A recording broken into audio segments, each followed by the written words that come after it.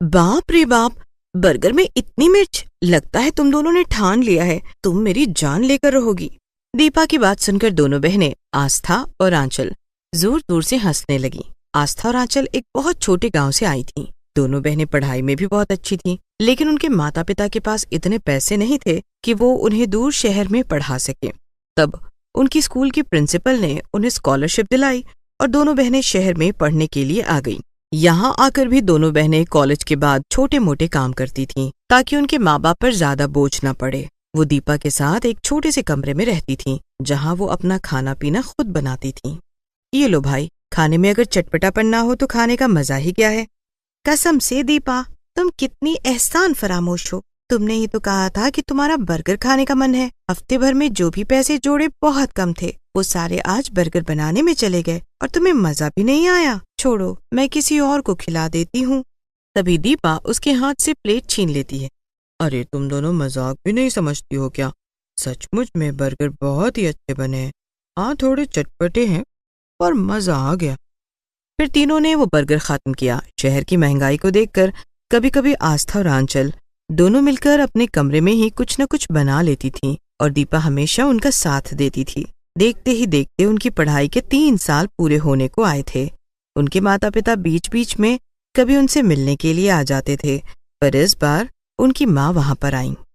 मैं जानती हूँ तुम दोनों पढ़ाई के अलावा छोटे मोटे काम करके पैसे कमाती हो ताकि हम पर बोझ न पड़े, लेकिन बेटा इस बारी तुम्हें थोड़ी और मेहनत करनी होगी। तुम्हारे बाबा की तबीयत संभल नहीं रही है, वो काम पर भी नहीं जा पाते।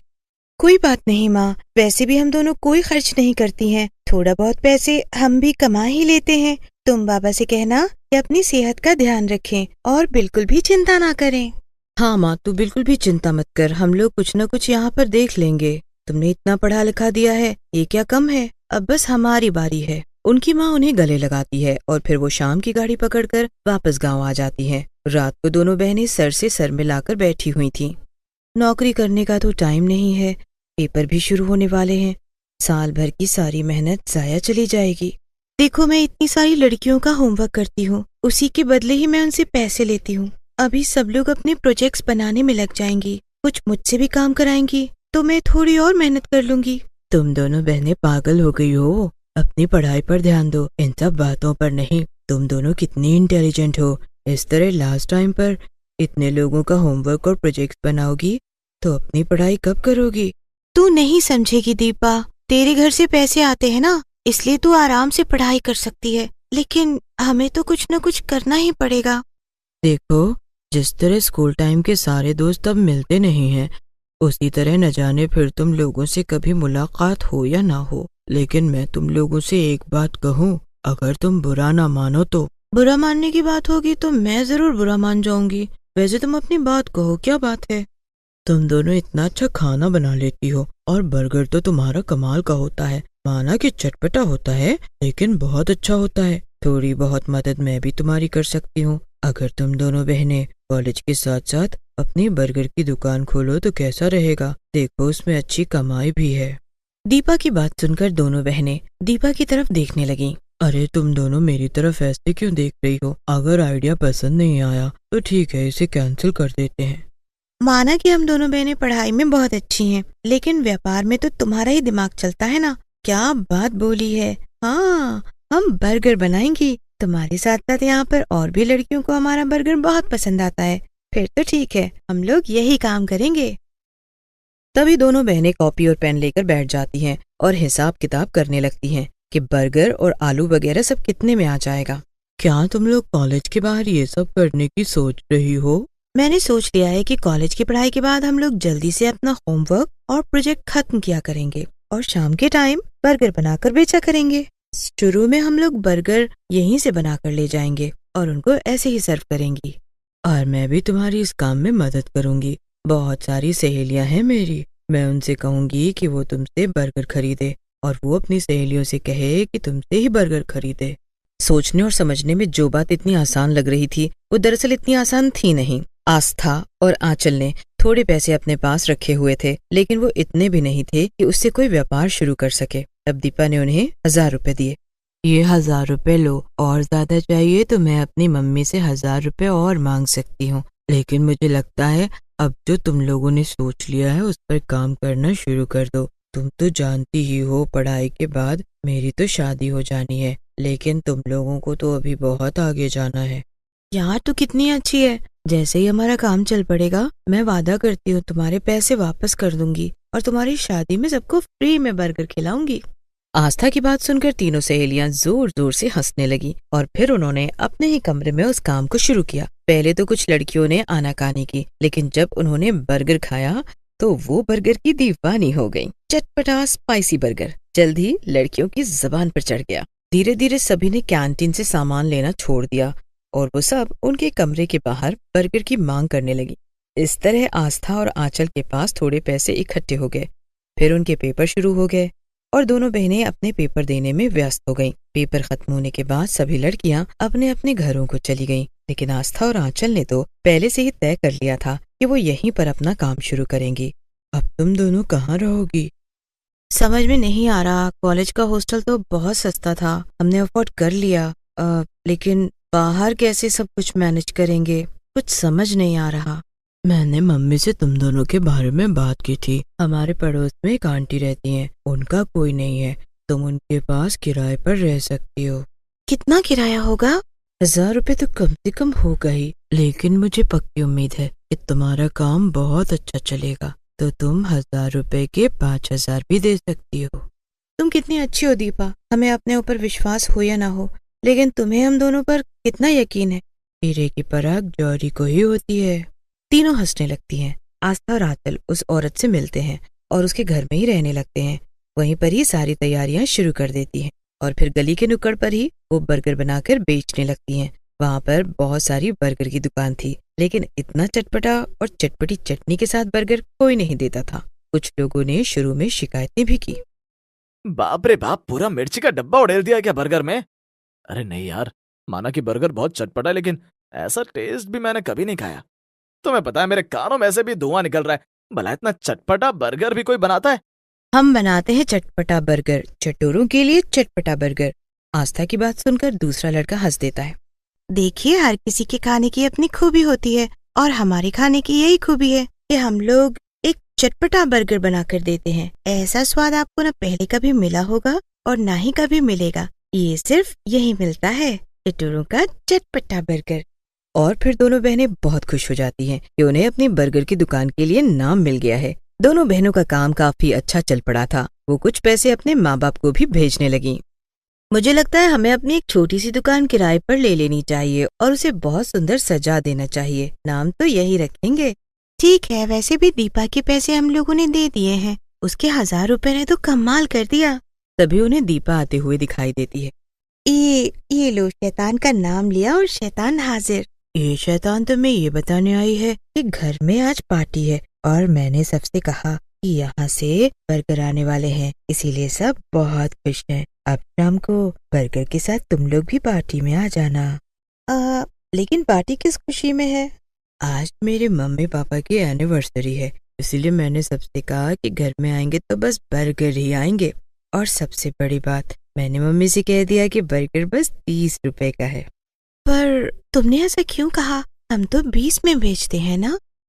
अरे कोई बात नहीं, इसके बाद तुम 30 का बेचने लगना, तुम्हें ही मुनाफा हो जाएगा। दोनों बहनें शाम को बहुत सारे बर्गर बनाकर दीपा के घर लेकर जाती हैं। सब लोग चटपटे बर्गर की बड़ी तारीफ करते हैं और बाद में उसके पापा उन बर्गर की पेमेंट भी करते हैं।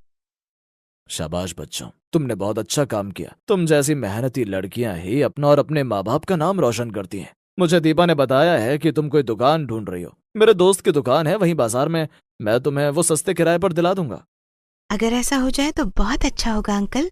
आस्था और आंचल को वो दुकान मिल जाती है और उसके बाद तो वहाँ पर सब जगह आंचल और आस्था के यहाँ का चटपटा बर्गर फेमस हो जाता है। एक दिन दोनों बहनें अपने गांव जाती हैं और अपने माता पिता को शहर ले आती हैं और फिर अपने पिताजी का अच्छे से इलाज कराती हैं। तुम दोनों बहनों ने पढ़ लिख कर अपनी बर्गर की दुकान खोली। मैं तो सोच रहा था कि तुम दोनों कहीं अच्छी जगह नौकरी करोगी। जैसी भगवान की मर्जी पिताजी, ये काम बुरा नहीं है। रोज हम यहाँ पर काम करते हैं और हमें अच्छे पैसे मिल जाते हैं।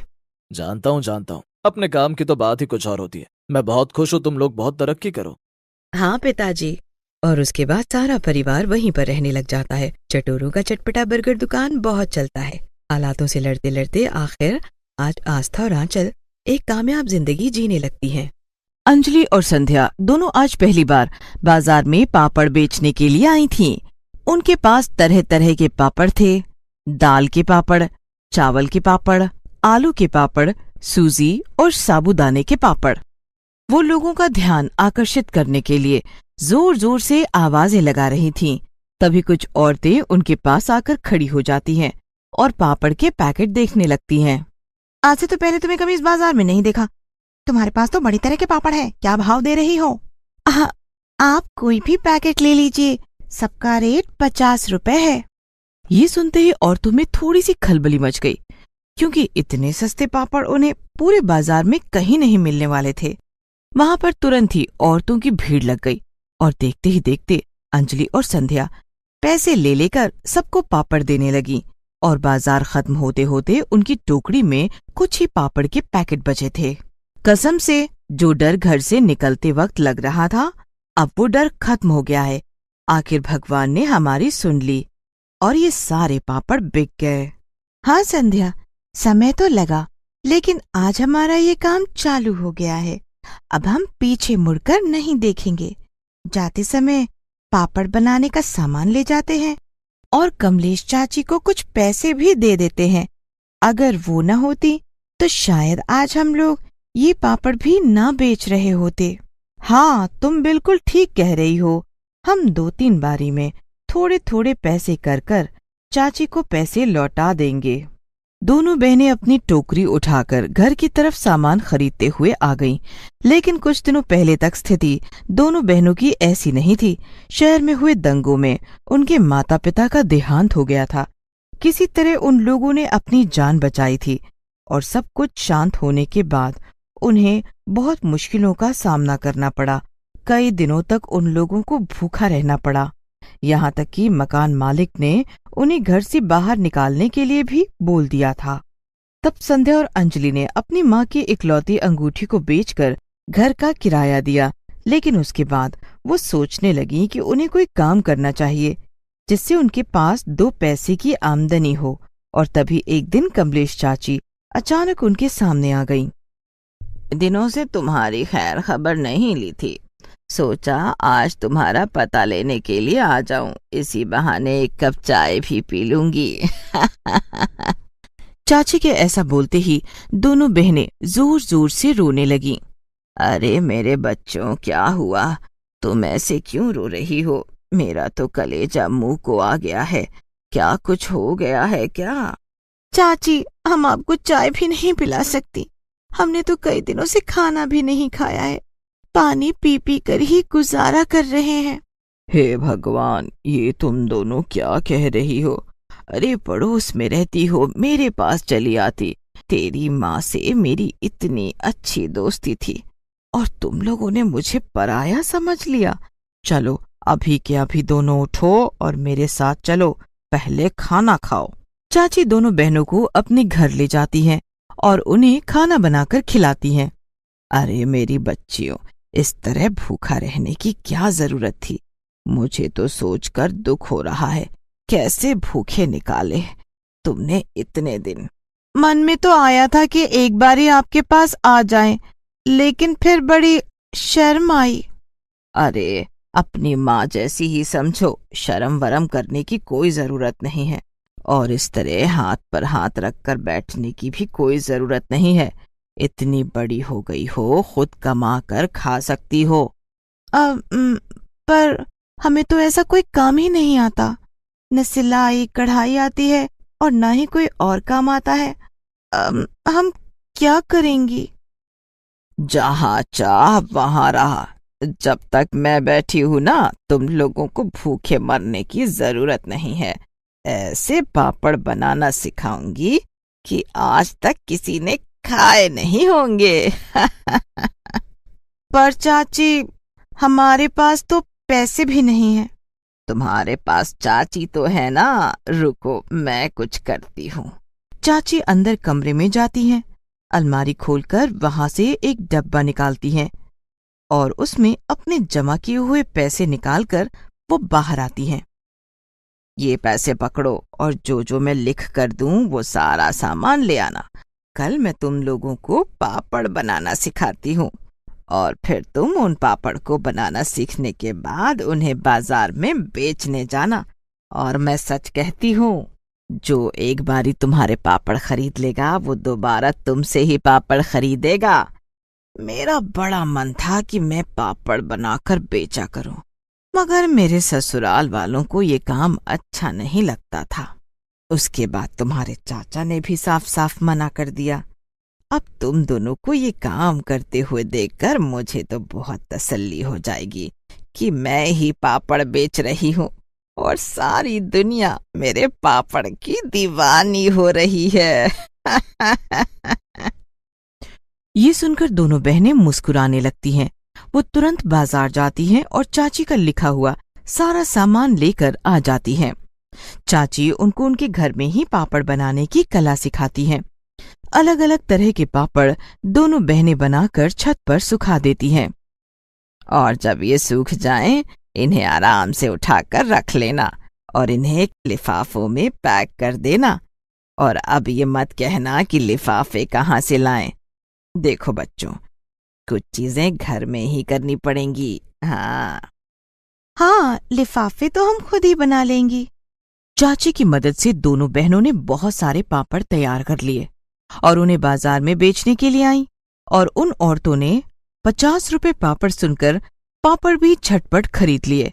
दोनों बहनें घर आईं और खाना बनाकर खाया और दोनों इतनी खुश थीं कि दोनों ने एक दूसरे को गले लगा लिया।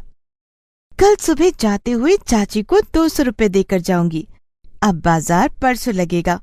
कल हम लोग ढेर सारे पापड़ बना लेंगे। गर्मी भी है, जल्दी सूख भी जाएगी। हाँ अंजलि, सुबह जल्दी उठकर हम लोग पापड़ बनाएंगे। अगले दिन सुबह दोनों बहनें नहा धोकर सबसे पहले पापड़ बनाने का काम शुरू करती हैं। और जब थोड़ा सा काम खत्म हो जाता है तो दोनों बहनें चाची के पास आ जाती हैं। अरे इतनी भी क्या जल्दी पड़ी हुई है, पहले काम तो जमा लो। जब पैसे अच्छे कमाने लगोगी तो मेरे को आकर पैसे दे जाना। अरे मैं कहीं कोई भागी थोड़ी न जा रही हूँ। अब ये पैसे अपने पास पकड़ो और पैसे जोड़ने की सोचो और ये भी सोचो कि ज्यादा से ज्यादा पापड़ कैसे बनाएं और उन्हें कहाँ कहाँ बेचने जाएं। चाची, हम सोच रहे थे कि एक दिन हम लोग पापड़ बनाते हैं और दूसरे दिन वो सारे पापड़ तैयार कर लेते हैं, उन्हें लिफाफों में डालकर पैक कर लेते हैं और उसके बाद हमारे पास 5 दिन बचते हैं। अलग अलग बाजारों में पापड़ बेचने जाया करेंगे। हाँ, तुम दोनों ने बिल्कुल सही सोचा है। व्यापार करना है तो ऐसी सोच तो रखनी ही पड़ेगी। दोनों बहनें खुश हो जाती हैं और घर आकर अपने काम में लग जाती हैं। तैयार पापड़ों को बेचने के बाद में वो बहुत सारा सामान लाती हैं और फिर अलग अलग तरह के पापड़ बनाकर अपनी छत पर धूप में सुखा देती हैं। 2 दिन वो केवल पापड़ बनाने में ही लगी रहती हैं और उसके बाद वो अलग अलग बाजारों में जाती हैं और वहां पर पापड़ बेचती हैं। भाई, तुम्हारे हाथ के बने हुए पापड़ मेरी सास को इतने पसंद आए कि कह रही थी आज 4-5 तरह के पापड़ उठा ला। सुनकर बहुत खुशी हुई। बताओ कौन कौन से पापड़ दे दूं? एक काम करो, हर तरह के पापड़ 1-1 पैकेट दे दो मुझे। तभी वहां पर एक आदमी आता है और उनसे पापड़ का रेट पूछता है। कोई भी पापड़ का पैकेट ले लो, 50 रुपए, 50 रुपए। ये आलू के पापड़ और सूजी के पापड़ दे दो, स्वाद तो अच्छा होगा ना? हाँ हाँ बिल्कुल, और अगर अच्छे न लगे तो वापस कर जाना। ठीक है। ये कहकर वो 100 रुपए देता है और पापड़ खरीद लेता है। अंजलि और संध्या का काम अब काफी अच्छा चल पड़ा था। चाची ने उन्हें मदद के लिए 1000 रुपए दिए थे, वो भी उन्होंने चाची को वापस कर दिए। दोनों बहनें इतनी मेहनत और लगन के साथ काम कर रही थीं कि धीरे धीरे उनके हाथ के बने हुए पापड़ खरीदने के लिए लोग उनका इंतजार करने लगे। वो बाजार में आकर जैसे ही पापड़ लगाती, इतनी ही देर में वहां पर भीड़ इकट्ठी होती और पापड़ लगे हाथों ही बिक जाते हैं। और ये देखकर दोनों बहनों ने सोचा क्यों न वो और अधिक मात्रा में पापड़ बनाएं। इसके लिए उन्होंने चाची से बात की और चाची ने आज पड़ोस की 2 औरतों को अंजलि और संध्या के साथ काम करने के लिए मना लिया। उन औरतों को भी पैसों की जरूरत थी। वो राजी हो जाती हैं। अब वो सारे मिलकर पापड़ तैयार करते हैं। उसके बाद में अंजलि और संध्या उन पापड़ को बेचकर आ जाती हैं और कमाए हुए पैसों में से औरतों का जितना हिस्सा बनता है वो उन्हें पैसे दे देती हैं। और एक दिन चाची के पति को ये बात पता चल जाती है। वो संध्या और अंजलि को घर बुलाते हैं। मैंने कई लोगों से तुम्हारे हाथ के बने हुए पापड़ की बड़ी तारीफ सुनी है। तुम्हारी चाची मुझे हमेशा से कहती आ रही थी, लेकिन मैंने उसे कभी ये काम नहीं करने दिया। लेकिन तुम्हारी तरक्की देखकर मुझे लगता है कि तुम सब लोगों को मिलकर काम करना चाहिए और अपनी कंपनी बनानी चाहिए, जिसका एक अच्छा सा नाम भी होना चाहिए। और ये पापड़ केवल आसपास के इलाकों में ही नहीं, दूर दराज शहरों में भी जाने चाहिए। हाँ चाचा, सपना तो हम दोनों भी यही देखती हैं और ये पूरा भी हो सकता है अगर चाची सब कुछ संभाल ले, क्योंकि वही हमारी गुरु भी है। अब बस भी करो, इतनी तारीफ क्यों कर रही हो? मैं तो कहती हूँ गांव की जितनी भी जरूरतमंद औरतें हैं उसको अपने साथ मिला लो और पापड़ बनाने का काम विस्तार के साथ शुरू कर दो। तुम्हारे चाचा कह रहे थे कि हम अपनी कंपनी बना लेते हैं और उसे रजिस्टर भी कर लेते हैं। दोनों बहनों ने चाचा और चाची के साथ मिलकर एक कंपनी खोली और बहुत सारी औरतों को वहां पर काम दे दिया। अब वो इतने भिन्न भिन्न प्रकार के पापड़ बनाते थे और उनके पापड़ का स्वाद इतना अच्छा होता था कि लोग उन्हें हाथों हाथ खरीद लेते थे। और फिर उन लोगों ने अपनी कंपनी का नाम रखा चाची के टेस्टी टेस्टी पापड़। फिर उन्होंने बड़े बड़े शहरों में जाकर कुछ लोगों से बात की और उन लोगों को अपने पापड़ दिखाए। जब उन लोगों को लगा कि इन पापड़ों को बेचने से मुनाफा हो सकता है तो उन लोगों ने भी संध्या और अंजलि के साथ हाथ मिला लिया। सच कहा था चाची, मेहनत से सब कुछ हासिल किया जा सकता है।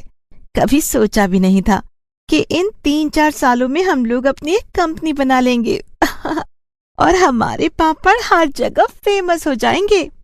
मैं क्या सोच रही थी कि जब हमारी कंपनी बन ही गई है और पापड़ भी सबको पसंद आ रहे हैं तो कुछ औरतों को और अपने साथ मिला लेते हैं।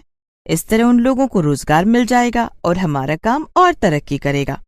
और इस तरह अंजलि और संध्या ने सूझबूझ और मेहनत के साथ बहुत सारी औरतों को रोजगार देते हुए अपने पापड़ बनाने वाले व्यापार को बहुत ऊंचाइयों तक ले आईं।